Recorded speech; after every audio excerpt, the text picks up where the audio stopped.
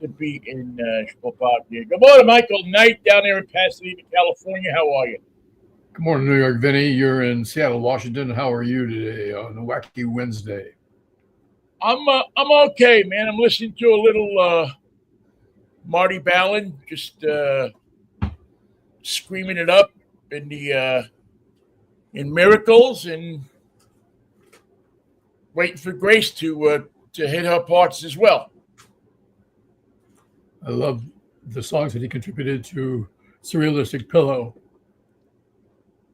Coming back again, and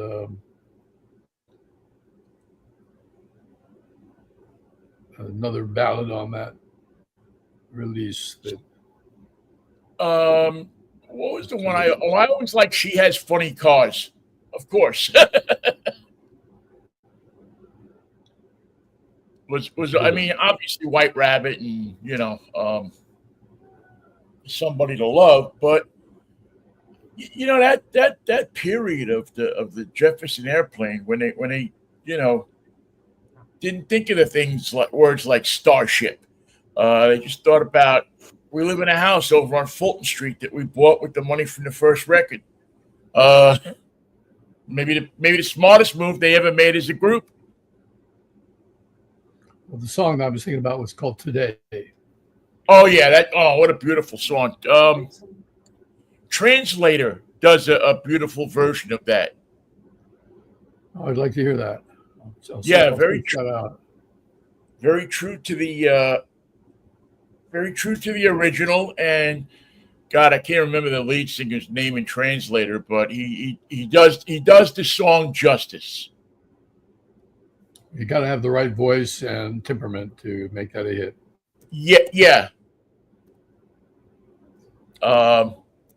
You definitely do. That's just not a song that you can just pick up. And I mean, amateurs like a guy like me can do it while he's listening to it in the car driving to work. But the reality, if you're going to go out on stage in front of a bunch of people and do that, you probably should have it. Probably should have the tools to do it.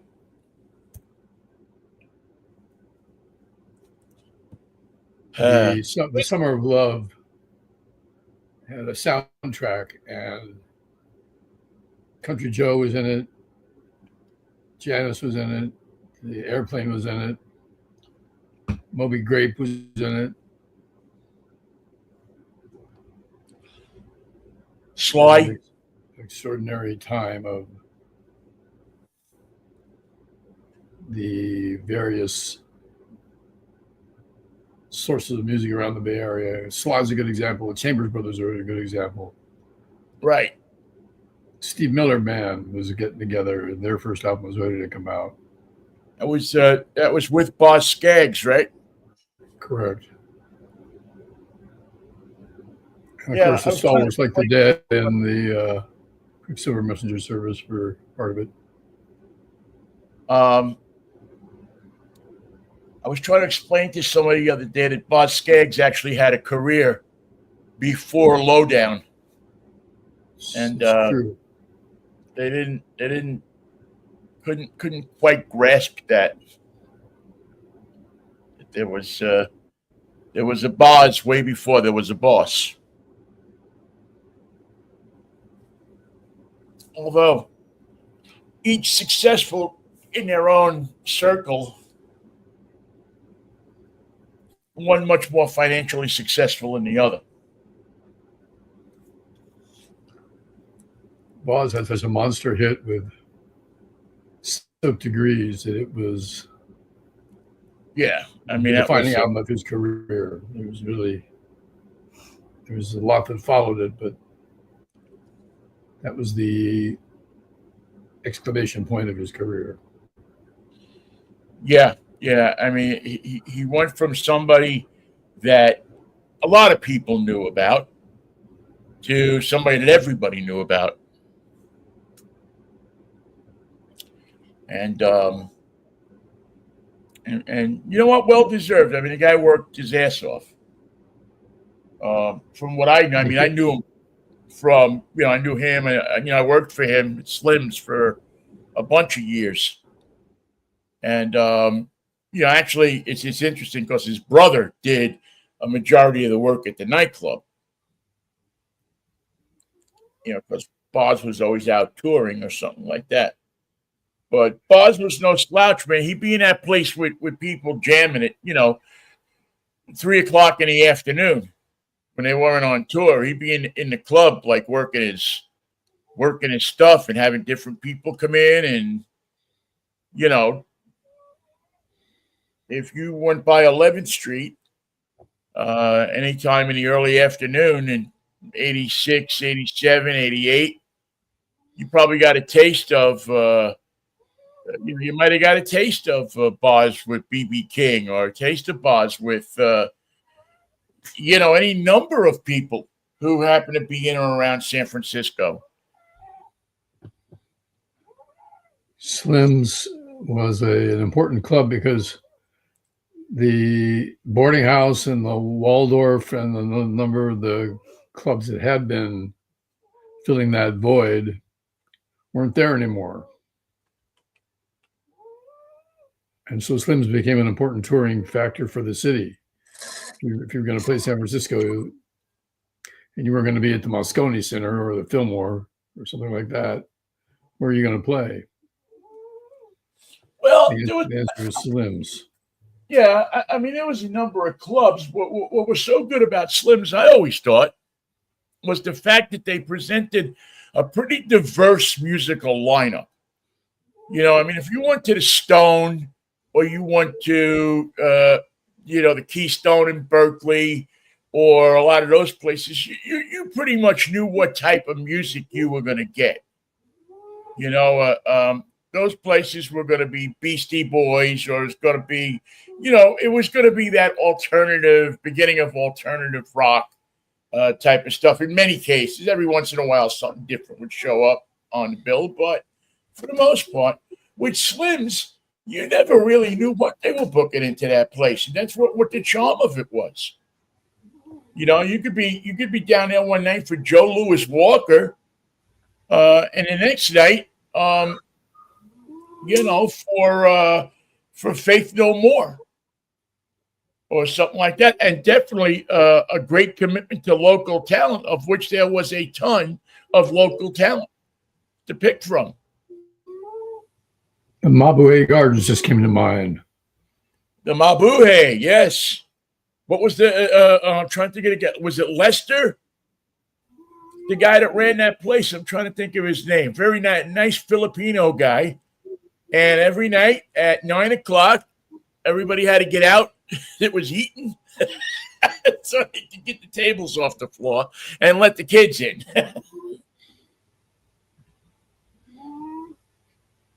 You gonna finish that? No. You're done. You're done with your dinner. But we just sat down. Well, now stand up. Dinner hour shall cease at 9:30. Curtain is at 10:30.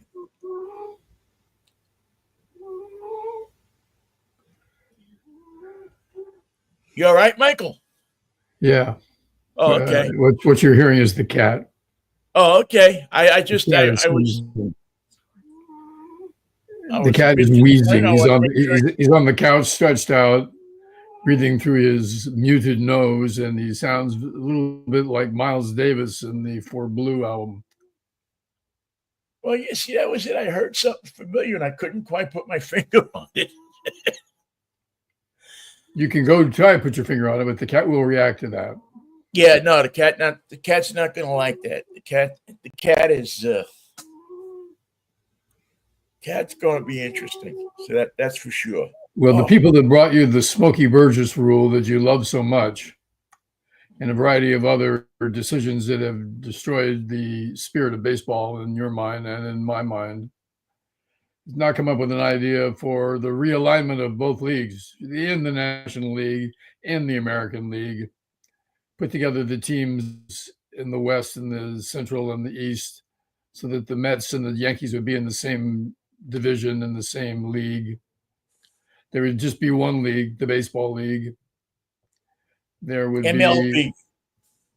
be teams in the West that combine the American League and the National League workout. The Padres, the Angels, the Dodgers, the Giants, the Mariners, and perhaps a new team from Portland, Oregon, or some other city involved would be in the West. And one suggestion was that there'd be 8 divisions, 4 divisions, or even 2 divisions, so that the leagues are aligned in a way to provide a sensible playoff for the postseason. And I just hate the idea. I know there's more travel the way that we're doing it. It's harder on the teams. It's harder on their physical nature. It's harder on the length of the season. It's harder on everybody probably to continue to do it the way they're doing it. But to make it easier and to ruin the National and American League setup just doesn't please me in any way. It doesn't satisfy me in any way. It doesn't help what I think is the future of baseball in any substantive way. Well, yeah. I mean, I haven't seen a complete plan yet, and I don't know that there is really a complete plan. But I'm now assured in my mind that Rob Manfred is doing absolutely everything he can to do 2 things in life. Number one, make Bud Selig look like the best commissioner this sport has ever had. And number 2, to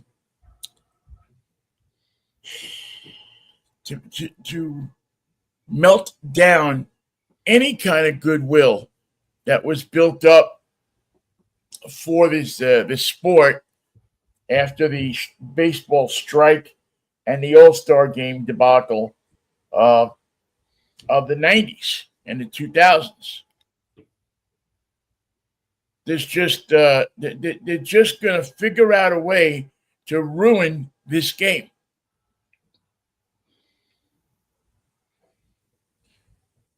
And I don't know how you can stop them. I mean, well, I do know how you can stop them. You can stop going to games, but that's not going to happen. We know that that's not going to happen.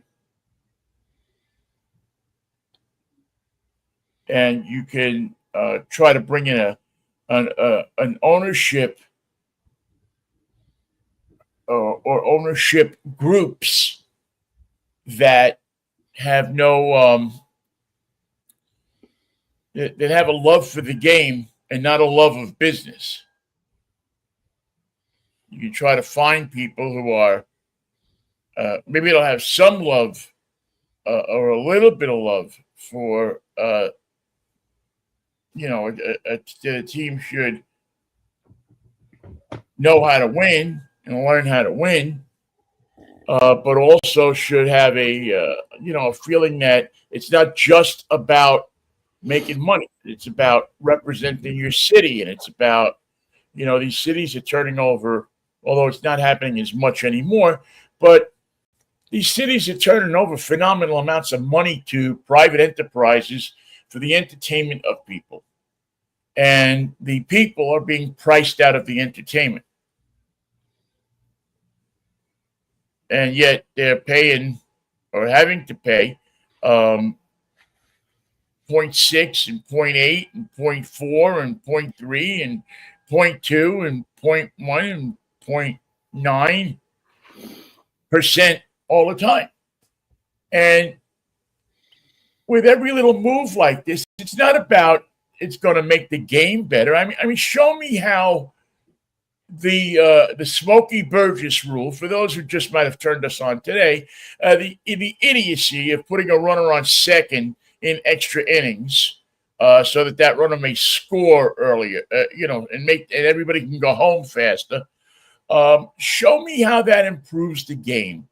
Show me how that makes a person in the game feel more like they have set it up that people can go home earlier and they're going to feel better about the experience that they had at the ballpark. Can you tell me? Can you explain it to me?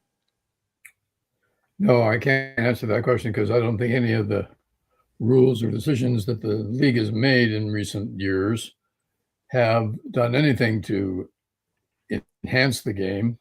Even the pitch clock doesn't really achieve what it was meant to achieve, which is the steady onward forward motion of the game. The result is some pitchers work well in that time frame, others run afoul of it. And it's even worse when a mistake that a pitcher makes in terms of the pitch clock will affect the outcome of the end of the game. How does that enhance the game when you just say, bring the runner in from third, game's over?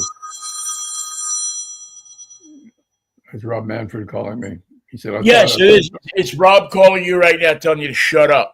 I thought we had a thing here. What are you talking about? Well, it's true, Mikey. It's not. I'll tell you what. I'll give him the pitch clock.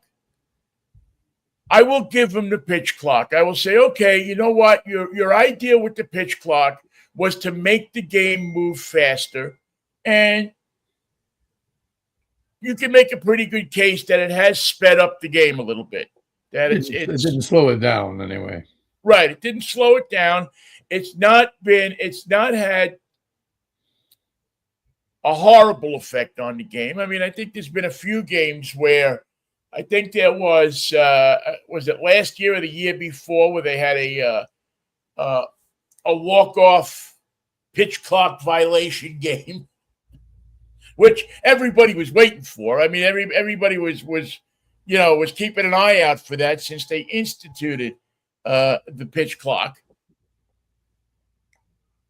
But for the most part, pitch clock hadn't been a thing. And if you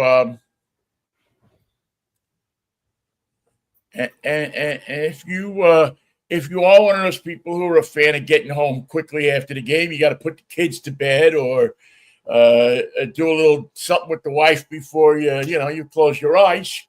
You want to get the kid, that has a little something to it. But so it didn't harm the game.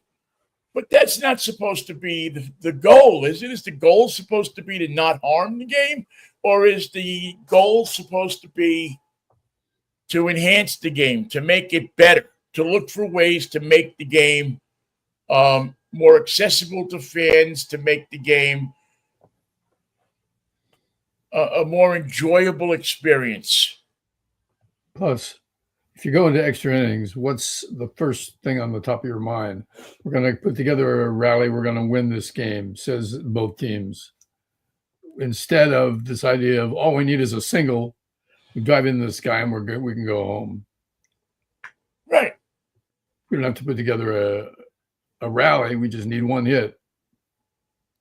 Yeah, if we get one hit, we'll be out of here in 15 minutes. Start the bus up there, Charlie. And what's the post-meal food? Do you know? Is it lasagna? I thought it was going to be lasagna. Well, if you're in Yankee Stadium or Shea or Citi Field, you probably got a pretty good shot at lasagna. Other than that, I don't even know if I want to try it because most of the places I've ever been in after a meal is bologna sandwich on white with American cheese. It's not calling to me, I'll say that. Yeah.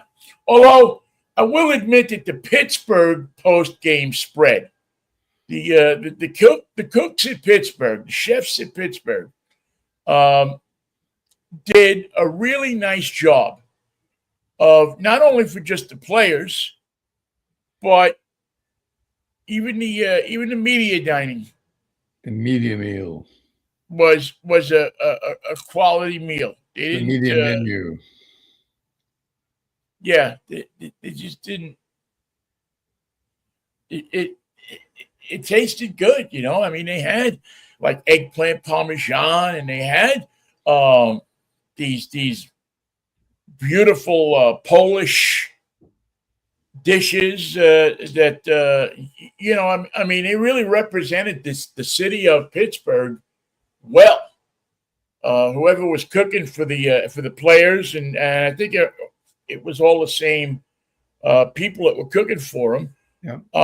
Really represented the city well, and I thought did a great job of putting together some nutritious meals. And whether you were going to take it on the bus or take it in the car or just take it back to your hotel room. What would a medium meal cost in Seattle these days for a reporter? I don't know. I haven't bought a medium meal in Seattle in since 2010. 2009 actually was the last time I bought a medium meal in Seattle. And the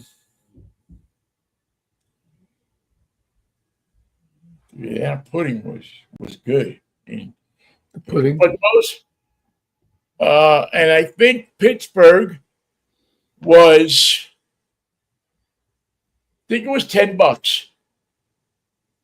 But in Pittsburgh, you could get a sandwich if you just took a sandwich and a potato salad or something like that. I think they charge you $7. Sandwich on one side. Sandwich and a side, sandwich and fries or something like that, or a hamburger and fries. Something simple.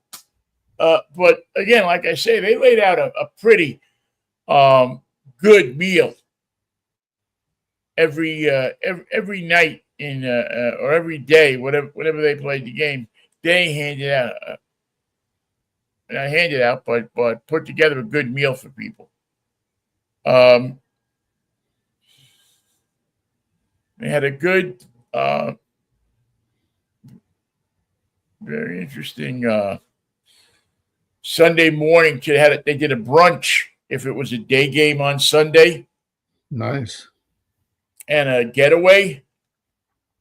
They did we used to call it Jimmy T's Supper Club because they would, they'd start serving probably around 9 o'clock in the morning, right after they'd have baseball church. And then they'd have, your meal. Eggs of Benedicta. They had a guy. They had a guy that was making eggs to order. And you also had the regular, pancakes and French toast and all of that stuff. But you could get eggs to order. You get whatever you wanted. Right. They were very good about that. Seattle was not that good about that. Seattle was basically, we got what you got, and they would put this spread out of cold cuts that looked like they had seen better days. Yeah, they had seen better days. I mean, they weren't inedible, but they were certainly or anything you were going to think about on the way to the ballpark, saying, gee, I can't wait to get there and get a sandwich and sit down and write my game story or put my my stuff together. That was through all the baseball, football, everything. No, football was good. Football here. Well, the Steelers were really good. The Steelers had I forget who it was. I think it was the stadium vendor that did the Steelers stuff. No, 49ers we know was Perry's for a long time. This great restaurant and place that was on Union Street, mm-hmm. and that was I think the Giants. I don't know about the regular season, but the Giants were, I think, the stadium vendor, whoever that was, and the A's were remarkably overpriced and underwhelming. Underwhelming. Why does that not surprise me? And eventually, it got so bad with the A's, I guess, when what was the last guy, John Fisher, when he took over. It'd be fun. I'd love to get my friend Joey Salvatore on to ask him, because he's been there throughout all of these various changes. Yeah, but Candlestick, we used to have to walk down to the media room to get lunch. You had to walk, remember, out and around. They always were pretty good until I don't know what it is now.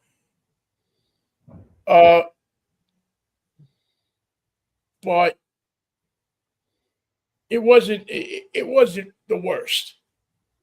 I'm trying to think of the worst ballpark food that I had had. And again, there are no league standards. Food. The players get different food than the media does. For the most part, the media in New York get it from the same vendor as the stadium.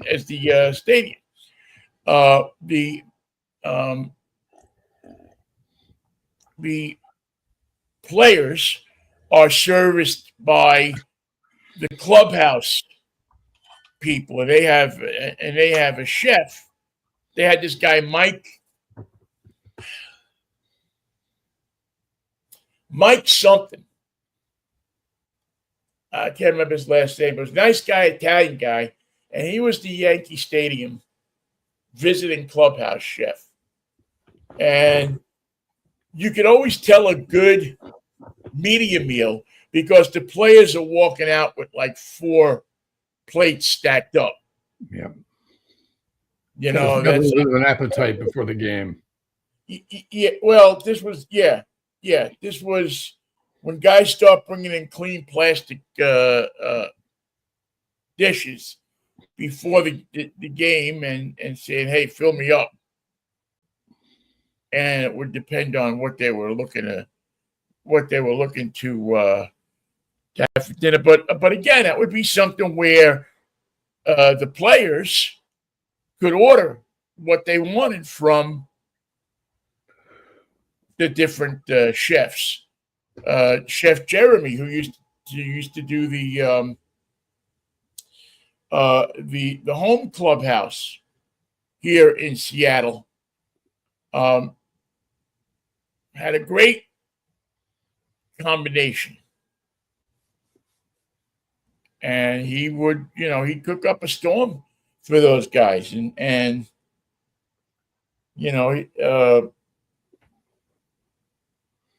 that just the food for the players was really good. I don't know what they wound up paying, because they do that dues system where they pay them like that, and but those guys do okay. They make some good, I would say, some good tax-free money. But putting those menus together. So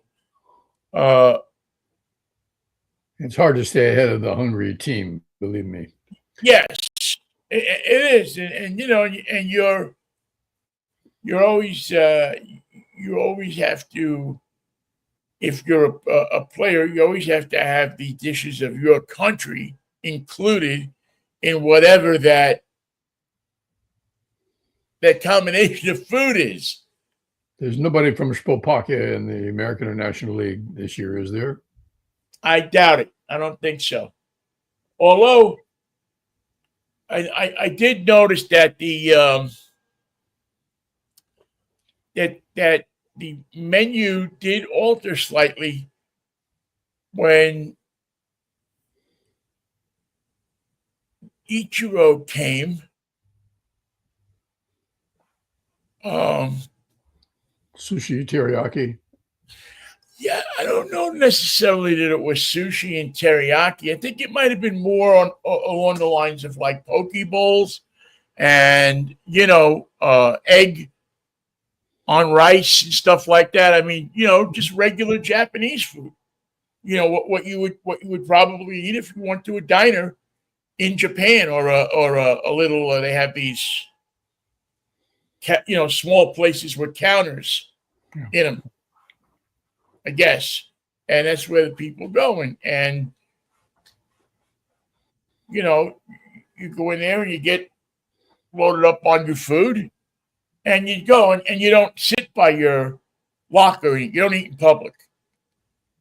I always noticed that about the Japanese players. You didn't see any of those guys eating in public, eating in where you could get a picture of them eating. I don't know, but it was it seemed Interesting. to be a private affair. Cultural difference, where Yeah, a normal National Leaguer would eat in his locker or someplace public. yeah. I'm sure that it has changed now somewhat. But yeah, you didn't. From what I remember, and again, I mean, this is a while ago, but I just don't remember. Like if Jay Buhner was talking to Ken Griffey Jr. and they were standing there, chomping on a rib or something like that, they'd be standing in the doorway of the clubhouse, just eating, like the Japanese, those cultures, Japan, Korea, uh, those cultures were very, to what I remember. And again, I wasn't, well, Ichiro I was around, Sasaki I was around, and but I remember them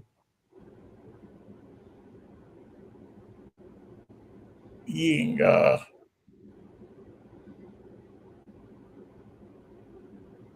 sat with by some of the staff, the food staff at times.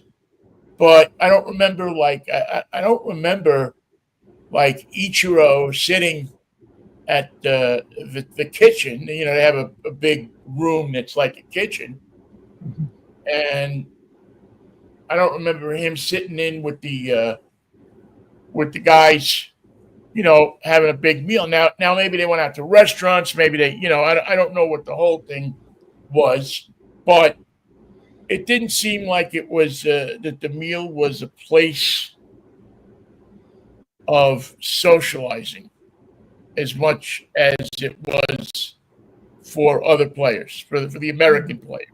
All the food to be considered by players of football and baseball teams. They do get in trouble with food sometimes during the game if they order a hot dog or a bag of chips or hey, you got Fritos for the offensive line. We're starving over here. And to procure the meal somehow, either by yourself or you send the towel boy to get you something to scarf, that's frowned upon.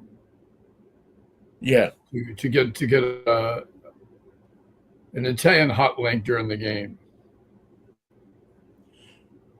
Well, it wasn't a couple of years ago. Was it a couple of Dodger players that were out in left field, and they wound up buying hot dogs from the hot dog guy that was out there, and actually I think got suspended a game or two for during the game. I forget. It had to be a place with like an open bullpen or a place where the players could access the vendors. But yeah, it was pretty funny. It was a big thing for a week or so, where players would. I mean, you may not believe this, but the players sometimes get hungry during games. Sure. And only Sometimes. salted peanuts will do. Well, you're sitting there, and you're watching everybody else jam a couple of hot dogs into their pie hole. So what the hell, man? Or a handful of sunflower seeds. Yeah, why can't I get an order of nachos sitting here in the dugout? But I guess Major League Baseball frowns upon that. And, it's funny because I don't think it's because it has anything to do with the health of the players, yet much more about the sponsorship. You can't have some guy chomping down high-grade hot dogs when the team is sponsored by Hebrew National. Or you answer to a higher authority. Yeah, or Dodger dogs or something like that. You can't have a couple of Giants eating a couple of Dodger dogs in the middle of a pennant race. That would not be a good look. That would not be a good optic. Not a good look. You'll be gone from the team before that will happen. Unfortunately. Dodger dogs are actually pretty good. Yeah, they're longer. Yeah. They're the 12 inches. They're 10 or 12 inch dogs. I'm trying to think of the name of the company that makes them. The Dodger dogs. It's not high grade. It is. But I remember distinctly that it didn't dry out, and it didn't have that fatty slime taste that you can get in a hot dog. I do know it. I'm not enjoying my mental playback of what it's like. Yeah. And mustard. Ballpark, man. Mustard cures a lot of hot dog ills over the years, but it can't cure that. Yeah, mustard picks up a lot of compensation, man. It picks up a lot of it compensates for a lot of ills in food, but for whatever reason, it can't. Yeah, that slime that comes off of certain brands of hot dogs. There's just you can't do much about it. You won't be eating another hot dog while that memory is fresh in your mind. It could be months before you have another one. It could be years. I have it's funny, as bad as the hot dogs were at Shea Stadium, and again, we've talked often about the that container that they used to carry them around in, which was, I mean, would never have passed any Department of Health screening. There were things crawling around in there that, as a matter of fact, the rumor was that they had, that those things hadn't been cleaned all. They cleaned them once at the beginning of the season because Harry M. Stevens didn't want to pay for some kid to sit there and clean out the hot dog. But was it the season that we were working on, or was it like 2 seasons before that? Nobody really knew. Yeah. Nobody really knew because they, at the end of the season, they took them up to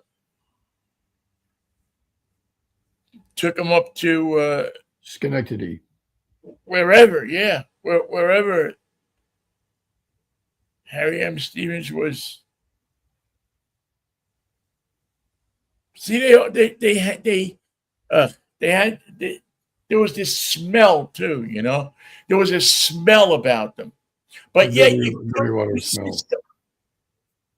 It was like the hot chocolate at Shea Stadium. They used to serve it in these what could only be described as a backpack-looking thing that had a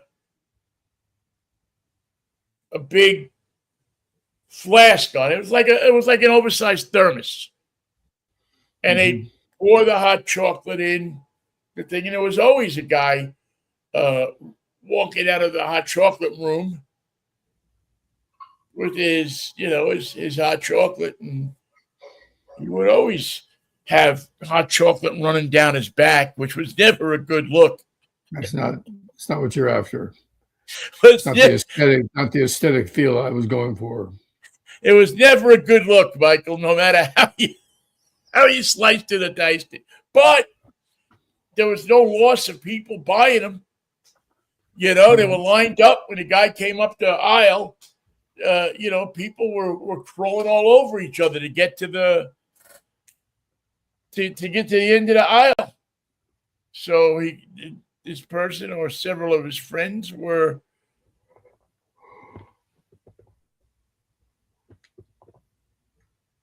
hot chocolate. Who knew? Who thought hot chocolate would be such a thing? So yeah, food at the ballpark is an interesting way to look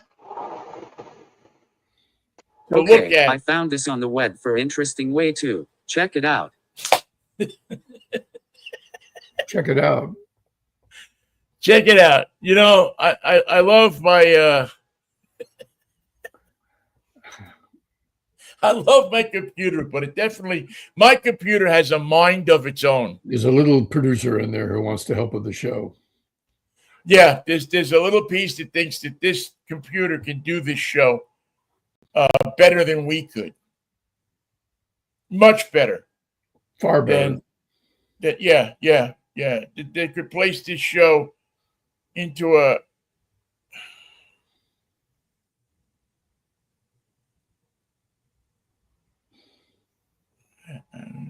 I don't know.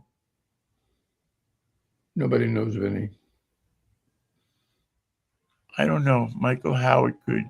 Yeah, I was just looking at this. Anyway, but again, the food, but the food's becoming less important at this point, and all of a sudden, it's interesting because I love August. Because this really it's not September is arguably the best month for baseball fans. It's arguably, it's the month. But August is not to be slighted from any. Well, August is full of hope and promise for the teams that are dying for the playoff, the teams that are trying to get hot in the right time, that need 5 wins and 5 losses by their competitors to achieve their end of the season goals. It's a time of great promise, and there are opportunities open to teams that probably aren't going to be open to the Giants because they like to lose 10 games before they hit 3 home runs in an inning. Yeah, but you know what? They seem to have this thing, though, of that they'll go through all sorts of different motions of losing this and leaving runners in scoring position and doing all of this. And then all of a sudden, they come up and they win 6 or 7 in a row. And you say... That's what's required right now.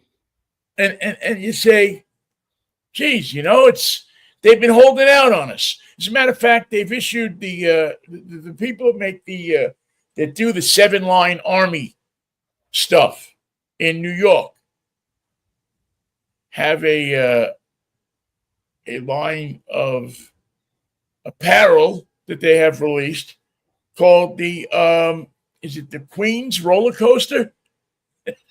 And it's a great T-shirt. It's a bunch of Met fans of all ages in this roller coaster, first car, going through hell, and they're just they're told get in the car and shut up, don't say anything, and maybe with a little bit of luck, this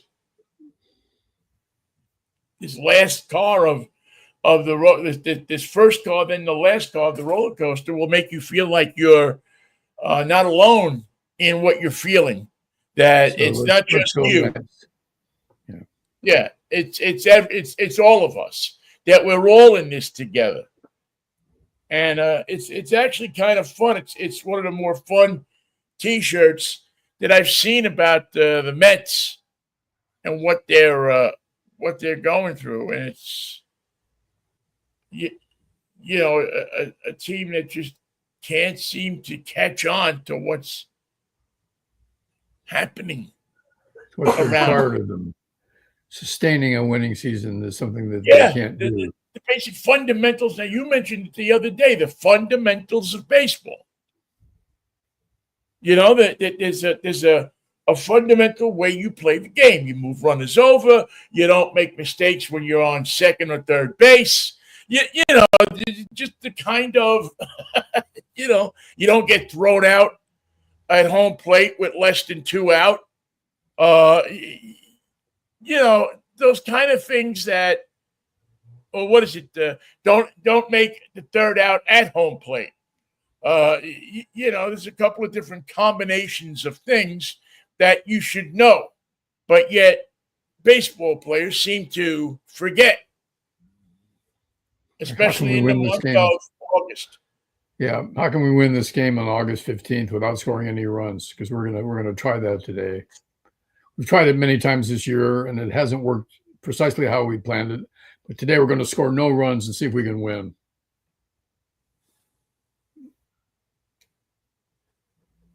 So they'll go back to their usual suspects and round them up and gather them around home plate. But nothing really will. Go ahead, knock yourself out.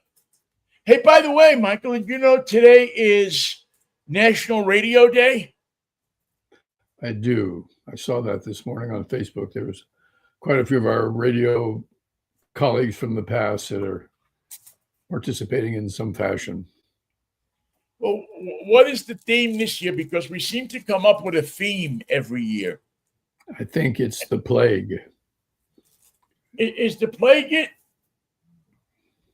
You know, the theme I want to propose for next year is the boss you came closest to killing.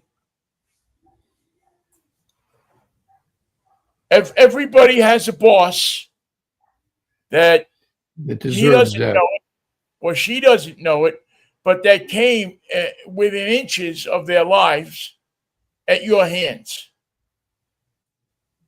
And I don't mean you in particular, but, you know, there was just everybody has one of those. Well, I got two that I can think of.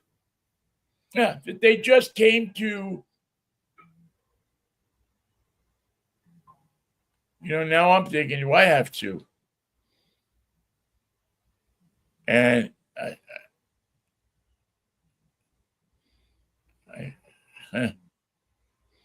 You have one for sure?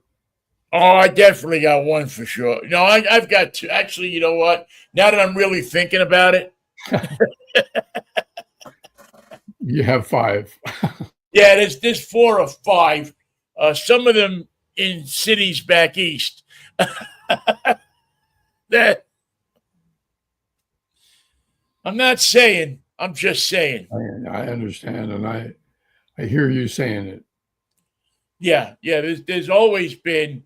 There's just some of them are you know that you get and you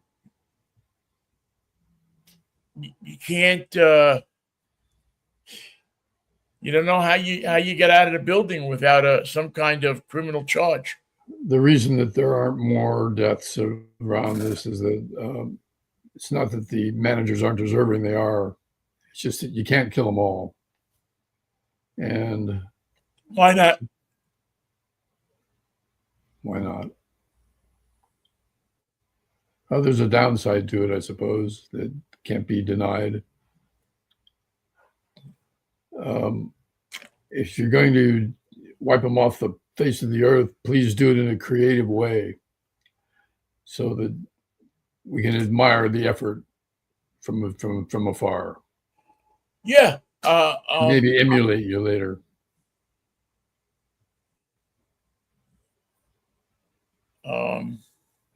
Yeah, I just don't think there are. Remember, there was one guy in San Francisco. I got in trouble for writing phony memos from the program director. I invented the program director, whose name was Buck Savage. And Buck Savage would write memos to the staff, and I would post them in the Jock Lounge, and that was great fun.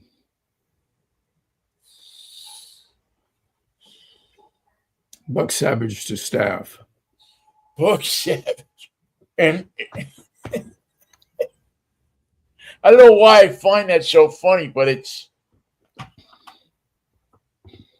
it's so preposterous that it feels good just to even say the name. And there were discussions around who is this guy? Who's Buck Savage? Who's writing these memos? Is he corporate? Is he the new guy? Did they take? Is he real? Is he Peter Lemongello's cousin? I mean, come on.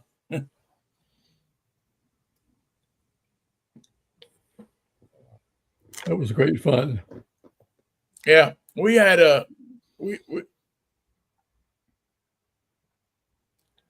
yeah. We had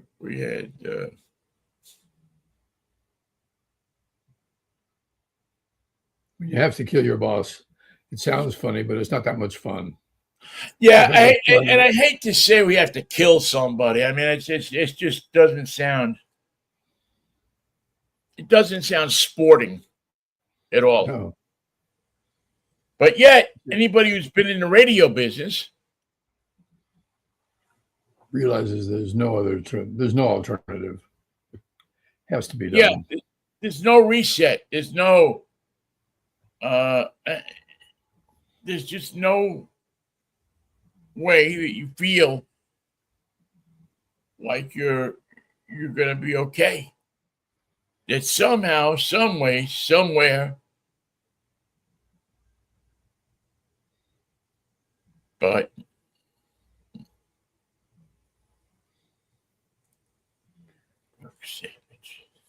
well, Vinnie, shall we meet again on the Freaky Fractious Friday? We may have will we have anything on Friday? Do you think the world will still be here? Will it still be National Radio Day? It won't be National Radio Day anymore, but there'll be 3 stories about how Trump and Putin and Zelensky will never get in the same room together. And it's because Putin is mad at Trump for not backing him up on all of these efforts. I needed you to help me with that, and where were you? You weren't there for me.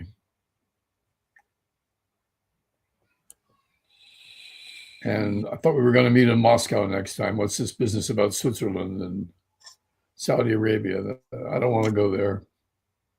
Yeah, where did Putin all of a sudden get the idea that because he said it, it's true? Oh, now I know where. If I said it, it's true. By the way, Michael, before we go, I did want to mention that you have a Walmart anywhere near your house? Not too close. If you have a Walmart, I happened to stop in Walmart for something yesterday that was only at Walmart, and I wanted to pick one up, and I came across a number of items from the latest Superman movie that were ridiculously low priced. Because of the comments made by the star about joining ICE. Which the actor that plays Superman, Kane, wanted. Dean Kane, yes, yeah, he's joining ICE. Part of the problem with playing Superman, I think, is that it makes you, for some reason, mentally ill. The kryptonite. Yeah, it does something to you because he's now the third actor that's played Superman. It seems to have a tough time at it. Lost his composure. Well, you can't. I don't know. I haven't gone through the whole story of something yet, but you do have a number of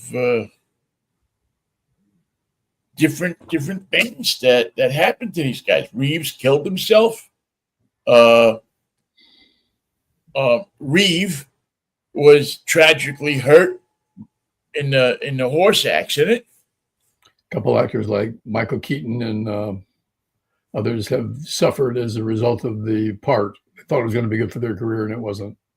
Yeah, and now now Dean Cain is running around with a '78 Ford Torino, and with stars stuck on the side of it, and a gun.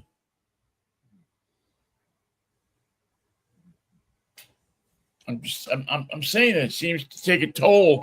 Playing Superman seems to take a toll on your health. Superman should not be carrying a weapon. He is a weapon. He doesn't need a weapon. What does he need a weapon for? Well, if you're one of those people that feel like, okay, we're going to get, we'll get your weapon, your Superman. We'll come up with something for you. You could start with this nifty little eyeglass case that was the unbelievable price. And I was really blown away by this, $4.99. I mean, what do you buy today for $4.99? A Superman glass case. That's about it. And I was, I was just blown away by the fact that they, because even if you took this glass case and you could realize making a profit out of selling it at $4.99, these people didn't decide to run the price up the flagpole to $9.99, which I got to be honest with you, with the construction and everything of this case, it even has the secondary logo that you can see in the back there. Oh, yeah. I mean, it's a nice, as eyeglass cases go, this is a nice case. Does it have glasses in it? It didn't come with glasses in it, but I inserted my own into it and slipped them in. And I said, "This is for $4.99. This is a bargain." And that was at Walmart yesterday. Walmart yesterday, and they had enough of them where I would believe that in case there was a I don't know. I'm never a big fan of Walmart, but I was because I'm certain that if this thing would have been up there for $9.99, that I probably still would have bought it. Now I probably shouldn't say that because I get us in trouble for saying that, but it just appeared. And not only did I buy the one for $4.99, one for me, but I also bought one for each of my nephews. Because I just thought it was a good buy.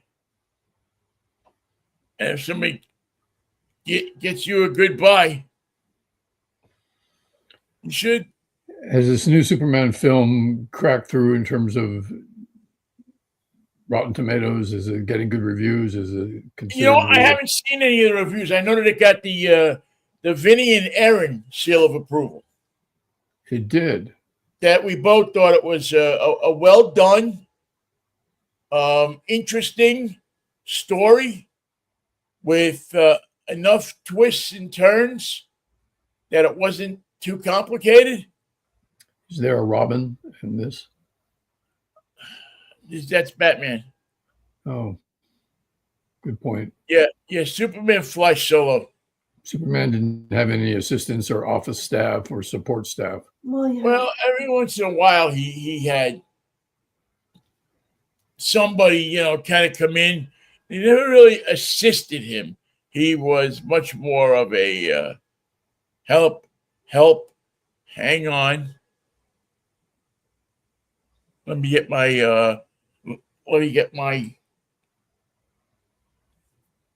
oh no, I don't need it. I don't need it. Says, yeah, he doesn't need a car because he flies. He doesn't need a bulletproof vest.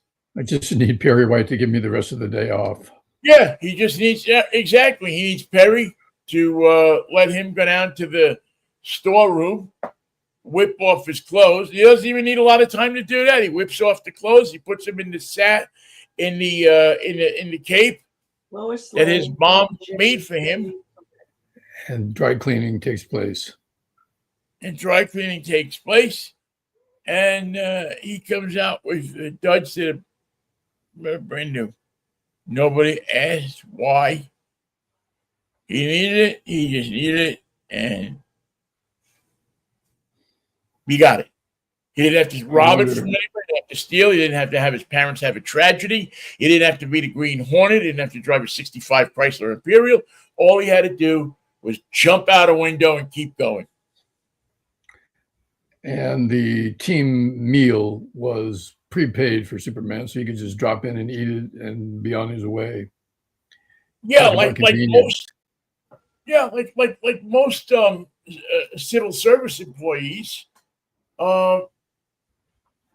He went down to the cafeteria, got his meal, punched his card. Remember with the numbers they used to have on him,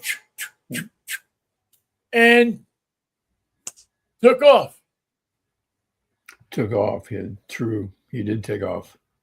Took right off, man. Never bothered anybody or anything. As a matter of fact, I don't think any cash was changed hands in that presentation whatsoever.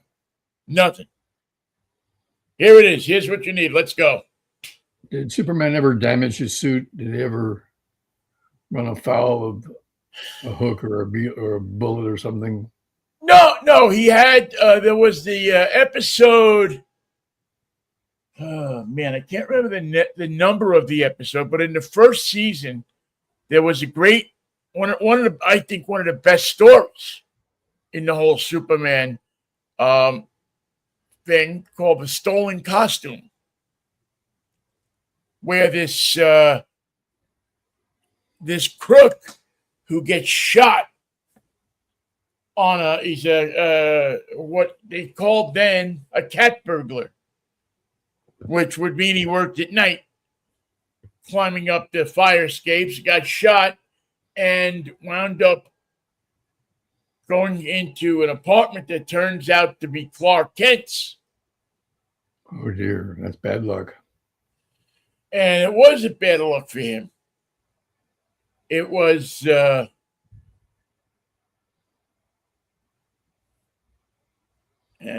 and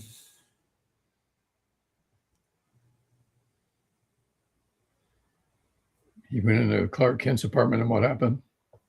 Well, he was on a fire escape. The cops are shooting at him. He goes through this window. He doesn't know it's Clark Kent's apartment. He goes into the bedroom, and he's like staggering because he's been shot, and his hand slides down the wall, and it opens up, trips the switch for Superman's secret closet. And the door opens up, and there's Superman's costume hanging in this closet. And he sees this, and he says, I don't know what this is, but this is something. I don't know what it is. I'm a what did the other guy call him? A 2-bit punk criminal. But he realizes what he's found something that's going to change his life. Not an understatement. Yes, something's going to change his life that just happened here. And so he shows it to gets out of the apartment. He staggers to this other guy's apartment with his blonde bombshell girlfriend. Of course. And one of the better blonde bombshell girlfriends that you'll see in the entire run of Superman. And he says, all right, come up to the apartment. He shows him. He says, it can't be anything. And so Clubber, or whatever the guy's name is, grabs a lighter and he tries to light it on fire, and it won't light on fire. And then he says to him, all right, hold this up in front of you. And he pulls out a gun and he shoots it, never thinking that, maybe Clubber didn't have the right uniform. But it bounced off the uniform. He goes, holy crap, you've got Superman's uniform. And then the guy dies. Wow. But not before he gives him a pretty good idea of where he got, where his costume was found. So now the criminal, the soft, solid underbelly of the underworld, is onto the place where criminal gets costume, and they try to set up a deal with Superman. But Superman says succinctly, I don't make deals. Love to deal with you, but I don't make deals. I don't make deals, which sets off a whole nother chain of events. That's something Donald Trump would not like to hear. Donald Trump is assuming that everybody everywhere makes a deal. His deal. These young criminals did not go to deal school. They didn't go to Wharton Business School. Nope. So he's gotta figure this out. So Superman figures out that I don't know what I'm going to do, but we're going to have to think about this a little bit. I don't know what to do quite yet with you guys. So I'm going to fly you up to the Fortress of Solitude. That's a good quick solution. Yeah, which I'm going to park you there for a little while, and we'll take you up to the fortress. And I got enough food in this basket. It better be frozen food because this place is in the Arctic. They're all Swanson dinners. No, yeah, well, and I'm just going to have to think this thing out. And these guys, the actor and the blonde bombshell, his girlfriend, and Superman, and Clark Kent, and some other people go along for the ride. And so he takes these two people up to the mountain. And he says, now you wait here.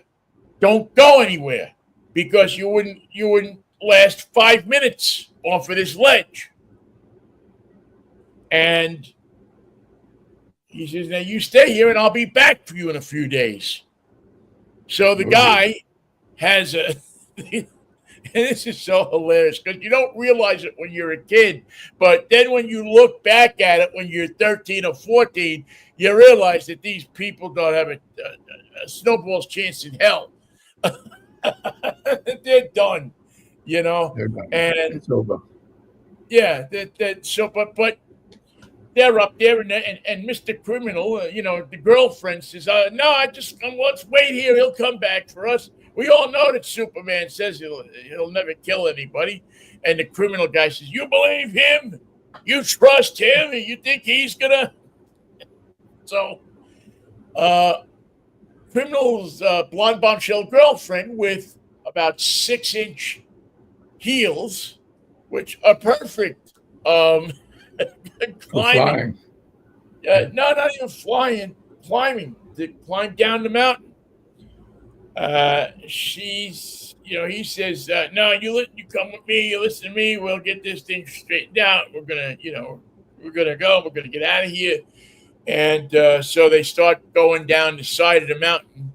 Him and his, I don't know what they are, Alan Edmonds, I guess. And 2 or 3 steps, and the next thing you hear is, "Ah!" as they now know sensation of flying off the side of a mountain. And cut to Inspector Henderson's office, and the second part of this, which is pretty funny, is they inject a little bit of comedy into it, as they are want to. So Superman has to call up his friend, who's a private detective, and he's trying to figure out, well, how did this happen?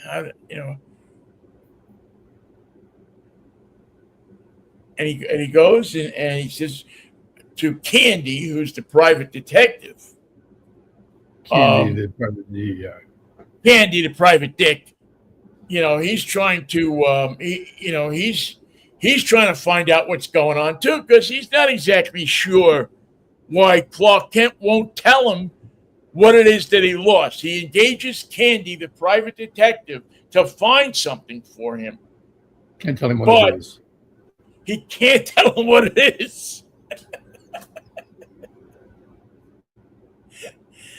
Can't tell him what it is. So, the end. If you want to hear the end of this story, don't tell him the end.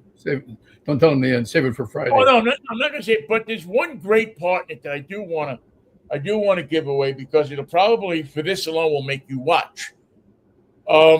Superman somehow, he still doesn't know where these guys are. He's sitting in his apartment. He's trying to figure it out. This is before he takes him up to the North Pole.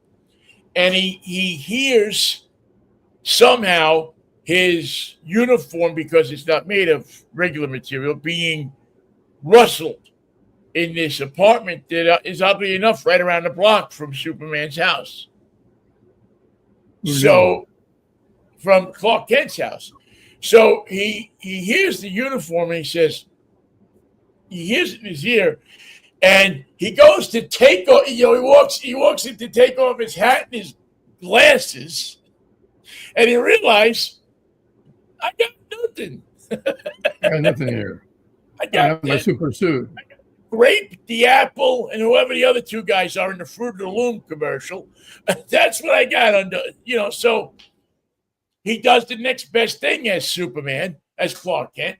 He runs through all of these apartment buildings at super speed. And they show this video of him going through like 20 different walls and getting to their apartment. And then the procedures happen, and they say, I can't tell you, then I got to take you here and we'll figure this out, which they never really figure out anyway. But it's just one of those stories that if you're a kid in 1952, you believe it. But Superman needed more uniforms, and he needed them distributed in secret locations all around the city. Gotham City should have been riddled with Superman changing stations that were private, accessible only by Superman. Yeah, he should have had a network, but which leads me to believe that Superman, for all of his intelligence and all of his strength, wasn't the best planner. He wasn't totally organized. Didn't quite have it all together when it came to placement of uniforms. Same thing with Jimmy Olsen. You could say he offered many things to the story, but he never really had it all together.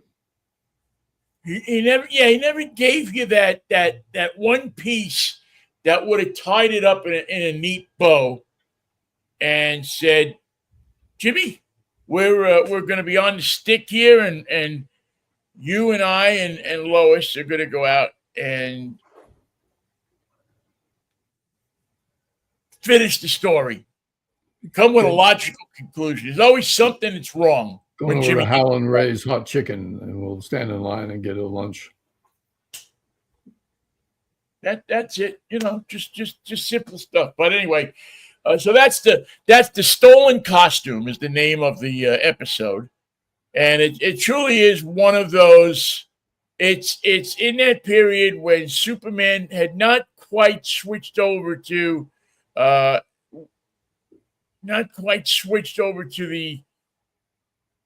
film noir. No, it was still in the film noir stage. It hadn't gone over into that more bouncy Superman that we came to know and love against a whole network of criminals. So that's our Superman story for today, Clark kids. Kent would nod at Lois and Jimmy at the end of the story and say, "Yeah, you're right. We probably should do them." Yup, he'd give him that little wink. Yeah. And George would send them off into and come up with some clever, pithy line that that gave away to everybody that was watching, except Lois and Jimmy, and make you sit there for an hour, basically letting you in on the secret. For reporters, mild-mannered as they might have been at the Daily Planet, they weren't that sharp. They just couldn't put it together. I don't know how they got to be the #1 newspaper in town, but it wasn't. It was definitely not anything to do with reporting, because they went on for 8 seasons not knowing that Clark Kent was Superman, and he gave him every opportunity to flash to him and they never picked up on that. Superman. You should have known it, man. You blew it. Blew it terribly. More Superman details on our Friday, Freaky Fractious Friday version, which will happen around 10:10 on Friday or thereabouts. Well, thereabouts. We're never quite sure, but we'll get there. Wait for us on the corner. We'll be there. We'll be there. We'll be there. We're coming down. Michael, have a good balance of your Thursday, balance of your Wednesday, and Thursday, and I'll catch up with you here on Friday morning if the Lord's willing and the creek don't rise. I look forward to it, Vinnie. See you then. See you, Mikey. Thank you all for listening too. And remember, as in any church, anytime you walk in there, you look above the altar and you see those 3 phrases that make you feel so good: peace, love, and Manischewitz. What a ritual wine. See you, Vin. See you, Mikey. Take care, folks.